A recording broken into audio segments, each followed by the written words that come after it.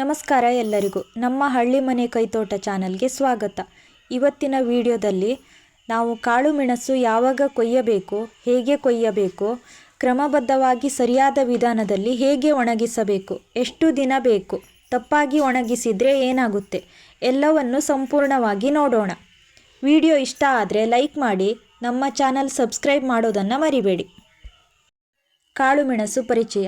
ಕಾಳುಮೆಣಸು ನಮ್ಮ ಮನೆಯಲ್ಲೇ ಬೆಳೆಯಬಹುದಾದ ಒಂದು ಬೆಲೆ ಬಾಳುವ ಮಸಾಲೆ ಬೆಳೆ. ಕಾಳುಮೆಣಸು ನೆರಳಿನಲ್ಲಿ ಚೆನ್ನಾಗಿ ಬೆಳೆಯುತ್ತದೆ. ಬೆಂಬಲಕ್ಕೆ ಮರ ಬೇಕು. ಕಾಳುಮೆಣಸಿಗೆ ತೇವ ಮಣ್ಣು ಇಷ್ಟ.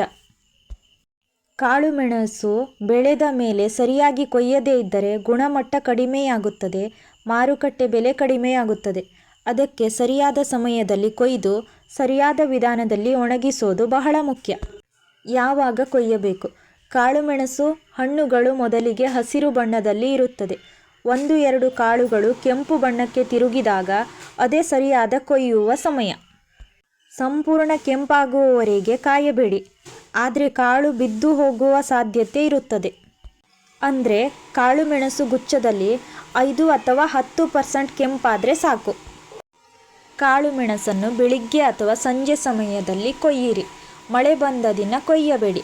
ಕೈಯಿಂದ ನಿಧಾನವಾಗಿ ಗುಚ್ಛವನ್ನು ಕತ್ತರಿಸಿ.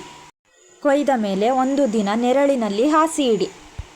ಕಾಳು ಬೇರ್ಪಡಿಸುವುದು. ಗುಚ್ಛದಿಂದ ಕಾಳುಗಳನ್ನು ಬೇರ್ಪಡಿಸಿ ಕೈಯಿಂದ ಒತ್ತಿ ತೆಗೆದು ಸ್ವಚ್ಛವಾಗಿ ತೊಳೆಯಬೇಡಿ. ಸಾಮಾನ್ಯವಾಗಿ ತೊಳೆಯುವುದಿಲ್ಲ. ಮಣ್ಣು ಇದ್ದರೆ ಸ್ವಲ್ಪ ನೀರಿನಲ್ಲಿ ಬೇಗ ತೊಳೆಯಬಹುದು, ಆದರೆ ಚೆನ್ನಾಗಿ ಒಣಗಿಸಬೇಕು. ಕಾಳುಮೆಣಸನ್ನು ಬಿಸಿ ನೀರಿನಲ್ಲಿ ಮುಳುಗಿಸುವ ವಿಧಾನ. ಒಂದು ದೊಡ್ಡ ಪಾತ್ರೆಯಲ್ಲಿ ನೀರು ಕುದಿಸಿ, ಕುದಿಯುವ ನೀರನ್ನು ಆಫ್ ಮಾಡಿ. ಕಾಳುಗಳನ್ನು 1-2 ನಿಮಿಷ ಮಾತ್ರ ಮುಳುಗಿಸಿ. ಏಕೆ ಅಂದರೆ ಬಣ್ಣ ಚೆನ್ನಾಗಿ ಬರುತ್ತದೆ, ಒಣಗೋದು ಬೇಗ ಆಗುತ್ತದೆ, ಹುಳು ಬರುವ ಸಾಧ್ಯತೆ ಕಡಿಮೆ. ಆಮೇಲೆ ನೀರು ತೆಗೆದು ಚೆನ್ನಾಗಿ ಜರಡಿಯಲ್ಲಿ ಹಾಕಿ. ಕಾಳುಮೆಣಸನ್ನು ಒಣಗಿಸುವ ಕ್ರಮ. ಇದು ಮುಖ್ಯವಾದ ಭಾಗ. ಸ್ವಚ್ಛ ಮತ್ತು ಪ್ಲಾಸ್ಟಿಕ್ ಶೀಟ್ ಹಾಸಿ ಕಾಳುಗಳನ್ನು ಒಂದೇ ಪದರದಲ್ಲಿ ಹಾಸಿ. ಚೆನ್ನಾಗಿ ಸೂರ್ಯನ ಬೆಳಕಿನಲ್ಲಿ ಒಣಗಿಸಬೇಕು. ರಾತ್ರಿಯ ಸಮಯದಲ್ಲಿ ಒಳಗೆ ತೆಗೆದುಕೊಳ್ಳಿ. ಕಾಳುಮೆಣಸು ಒಣಗಲು 4-7 ದಿನ ಬೇಕಾಗಬಹುದು. ಸರಿಯಾಗಿ ಒಣಗಿದ್ರೆ ಕಪ್ಪು ಬಣ್ಣ, ಗಟ್ಟಿಯಾಗಿ ಕಠಿಣ, ಒತ್ತಿದ್ರೆ ಒಡೆಯುವುದಿಲ್ಲ. ಕಾಳುಮೆಣಸು ಅರ್ಧ ಒಣಗಿದ್ರೆ ಹುಳು ಹಿಡಿಯುತ್ತದೆ, ಬೆಲೆ ಕಡಿಮೆಯಾಗುತ್ತದೆ. ಕಾಳುಮೆಣಸು ಸಂಪೂರ್ಣ ಒಣಗಿದ ಗುರುತು. ಕಾಳು ಗಟ್ಟಿಯಾಗಿ ಕಪ್ಪಗಾಗಿರುತ್ತದೆ, ಒಳಗೆ ತೇವ ಇರುವುದಿಲ್ಲ, ಕೈಯಲ್ಲಿ ಶಬ್ದ ಬರುತ್ತದೆ. ಇದಾದ ಮೇಲೆ ಮಾತ್ರ ಸಂಗ್ರಹಿಸಬಹುದು. ಸಂಗ್ರಹಿಸುವ ವಿಧಾನ ನೋಡೋದಾದರೆ ಗಾಳಿ ನುಂಗದ ಡಬ್ಬಿಯಲ್ಲಿ ಇಡಿ, ತೇವ ಇಲ್ಲದ ಸ್ಥಳದಲ್ಲಿ ಇಡಿ.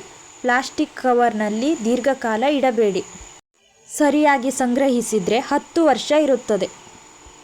ಇವತ್ತು ನಾವು ನೋಡಿದ್ದು ಕಾಳುಮೆಣಸು ಕೊಯ್ಲು, ಬೇರ್ಪಡಿಸುವುದು, ಬಿಸಿ ನೀರು ಹಾಕುವ ವಿಧಾನ, ಕ್ರಮಬದ್ಧವಾಗಿ ಒಣಗಿಸುವುದು, ಸಂಗ್ರಹ. ಈ ವಿಡಿಯೋ ನಿಮಗೆ ಉಪಯೋಗವಾಯಿತೆ? ಕಮೆಂಟ್ನಲ್ಲಿ ಹೇಳಿ. ನಮ್ಮ ಹಳ್ಳಿ ಮನೆ ಕೈತೋಟ ಚಾನಲ್ಗೆ ಸಬ್ಸ್ಕ್ರೈಬ್ ಮಾಡಿ. ಧನ್ಯವಾದಗಳು.